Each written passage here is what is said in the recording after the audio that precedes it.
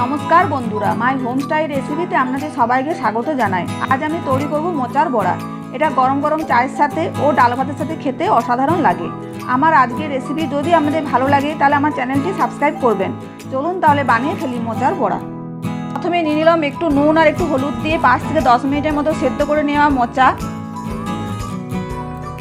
আর দিয়ে দিলাম একটি বড় সাইজের পেঁয়াজ কুচি, 4 থেকে 5টা কাঁচা লঙ্কা কুচি ও 1 চা চামচ রসুন কুচি।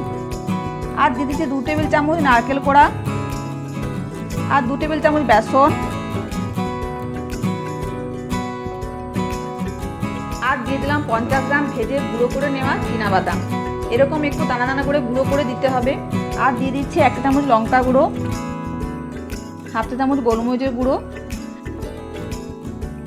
আর দিয়ে দিলাম 1 টেবিল চামচ ভাজা মশলা। ভাজা মশলাটা আমি বানিয়েছি গোটা ধনে, গোটা জিরে, গোটা গরম মশলা, তেজপাতা ও শুকনো লঙ্কা শুকনো কড়াই একটু ভেজে নিয়ে গুঁড়ো করে নিয়েছি।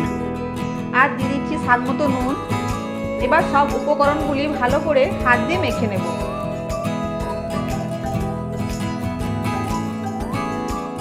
ভালো করে মেখে নেওয়ার পর গ্যাসে কড়াই বসিয়ে তেল গরম করতে দিয়েছি। তেলটা গরম হয়ে যাওয়ার পর গ্যাসের আঁচটা লোতে রেখে তৈরি করে রাখা মিশ্রণ থেকে অল্প অল্প করে বড়ার আকারে গড়ে নিয়ে গরম তেলের মধ্যে একে একে দিয়ে দেব।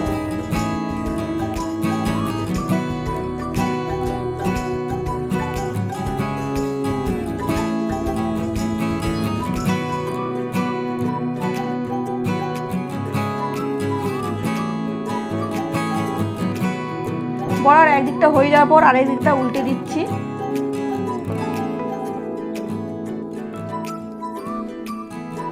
ভালো করে লাল করে বড়াগুলো ভেজে নিতে হবে।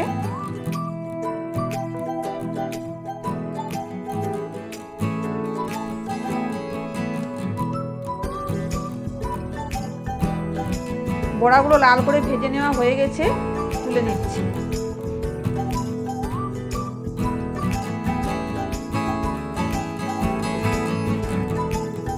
সব বড়াগুলো ভেজে নিয়েছি।